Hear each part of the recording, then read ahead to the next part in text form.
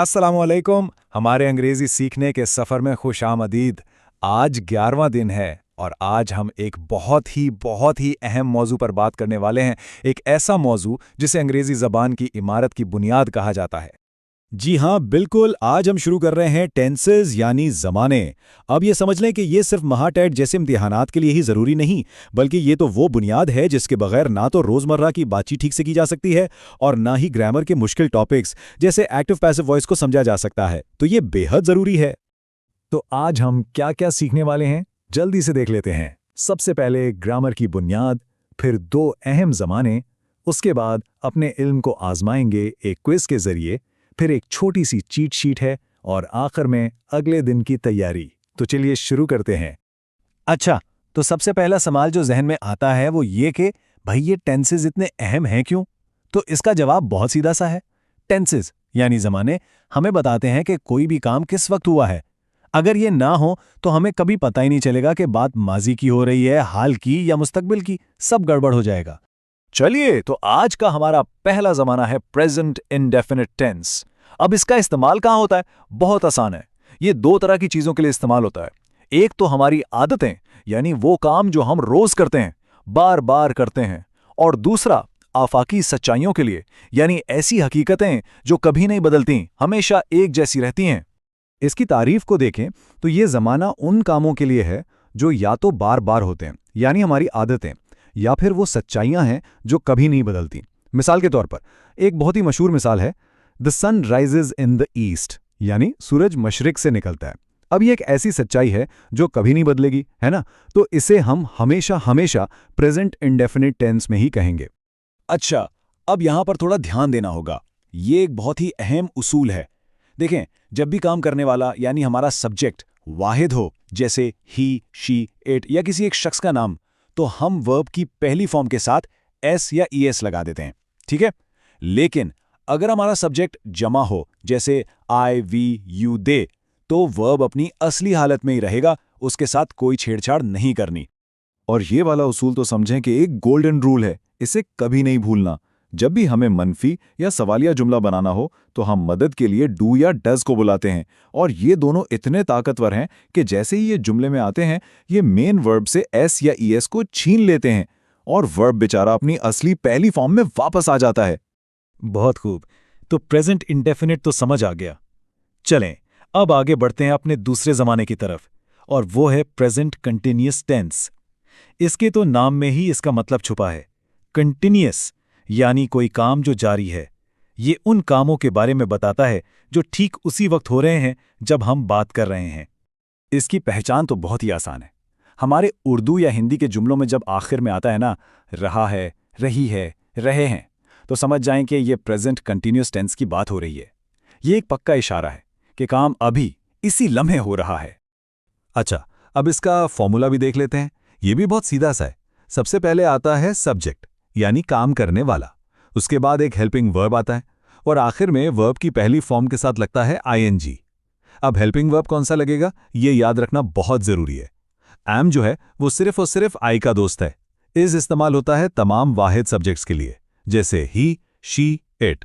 और आर इस्तेमाल होता है जमा सब्जेक्ट्स के लिए, जैसे वी, यू, दे। बस इतनी सी बात है। चलिए जी, थ्योरी तो हो गई। अब वक्त है ये देखने का कि हमें कितना समझ आया है। तो अब हम एक छोटा सा क्विज करेंगे। मैं सवाल पढ़ूंगा, आप थोड़ा सा वक्त लेकर जवाब सोचें और फिर हम मिलकर देखेंगे कि सही जवाब क्या है और क्यों है। तैयार हैं? चलिए शुरू करते हैं। पहला सवाल, द अर्थ यहां रिवॉल्व आएगा या रिवॉल्व्स? सोचें। बिल्कुल ठीक, यहां रिवॉल्व्स आएगा। क्यों? क्योंकि अर्थ वाहिद है और ये एक आफाकी सच्चाई है। दूसरा सवाल, आए, इसके साथ एम लगेगा या इज? ये तो बहुत आसान है। जी हां, एम आएगा, क्योंकि आए के साथ हमेशा एम ही लगता है। सवाल number 3, she do not play. क्या ये जुमला ठीक है? नहीं, ये बिल्कुल गलत है। वजह यह है कि शी वाहिद है और वाहिद के साथ मनफी जुमले में डू नॉट नहीं, डज नॉट आता है। अच्छा, चौथा सवाल, प्रेजेंट कंटिन्यूअस की दो सबसे बड़ी पहचान क्या हैं? याद करें। एक तो हेल्पिंग वर्ब यानी इज, एम, आर, और दूसरी है वर्ब के साथ आईएनजी का लगना। पांचवा सवाल, डज ही यहाँ नो आएगा या नोज? वो सुनहरी उसूल याद है? डज जुमले में आ गया है तो वो वर्ब से एस छीन लेगा, तो सही जवाब है नो। बहुत खूब। अब छठा सवाल, दे यहाँ प्ले आएगा या प्लेज? यहाँ आएगा प्ले, क्योंकि दे जमा है और जमा के साथ वर्ब में एस नहीं लगता। सातवां सवाल ये थोड़ा ट्रिकी है। आई के साथ वर्ब में एस क्यों नहीं लगता, जबकि आई तो एक ही शख्स होता है? तो बात यह है कि ये अंग्रेजी ग्रामर का एक खास उसूल है कि आई और यू को हमेशा जमा वाले रूल्स के मुताबिक ट्रीट किया जाता है। अब आठवां सवाल देखें, लिसन समवन। अब ये जो लफ्ज़ है ना लिसन, ये बता रहा है कि सुनो, यानी काम अभी हो रहा है, तो यहाँ प्रेजेंट कंटीन्यूअस टेंस लगेगा और सही जवाब होगा इज क्राइंग। नौवां सवाल, प्रेजेंट कंटिन्यूअस में जमा सब्जेक्ट के साथ कौन सा हेल्पिंग वर्ब इस्तेमाल होता है? ये तो अब तक याद हो गया होगा। जी हाँ, आर। और हमारा आखिरी सवाल, वाटर 100 डिग्री पर उबलता है। ये एक साइंसी हकीकत है, एक आफाकी सच्चाई, और वाटर को वाहिद माना जाता है, तो यहां आएगा बॉयल्स। जबरदस्त, बहुत अच्छी कोशिश की। क्विज मुकम्मल हो गया। अब जो कुछ भी हमने सीखा है, इस सब को जल्दी से दोहराने के लिए ये रही एक छोटी सी चीट शीट। ये बहुत काम आएगी। इस टेबल को गौर से देखें, ये दोनों जमानों का फर्क बिल्कुल साफ कर देता है। देखें, प्रेजेंट इंडेफिनिट में हेल्पिंग वर्ब्स जो हैं डू और डज, वो सिर्फ मनफी या सवालिया जुमलों में आते हैं, और ये इस्तेमाल होता है आदतों और सच्चाइयों के लिए। दूसरी तरफ प्रेजेंट कंटिन्यूअस में हेल्पिंग वर्ब्स इज, एम और हर तरह के जुमले में होते हैं, और ये उस काम को दिखाते हैं जो अभी चल रहा है। अच्छा, अब एक स्मार्ट रूल, एक खास टिप जो इम्तिहान में बहुत वक्त बचाएगी। कुछ अल्फाज ऐसे होते हैं जो इशारा दे देते हैं कि कौन सा टेंस इस्तेमाल होना है। जैसे अगर जुमले में ऑलवेज, डेली, एवरीडे जैसे अल्फाज हों तो ज्यादातर वो प्रेजेंट इंडेफिनिट ही होता है, और अगर now, at this moment, look जैसे अल्फाज हों तो वो आमतौर पर प्रेजेंट कंटिन्यूअस होता है। इन अल्फाज को जहन में बिठा ले। तो आज हमने टेंसेस की दुनिया में पहला कदम रख दिया है और एक बहुत मजबूत बुनियाद बनाई है। कल इसी बुनियाद पर हम अगली मंजिल की तरफ बढ़ेंगे। तो कल दिन 12 में हम क्या पढ़ने वाले हैं?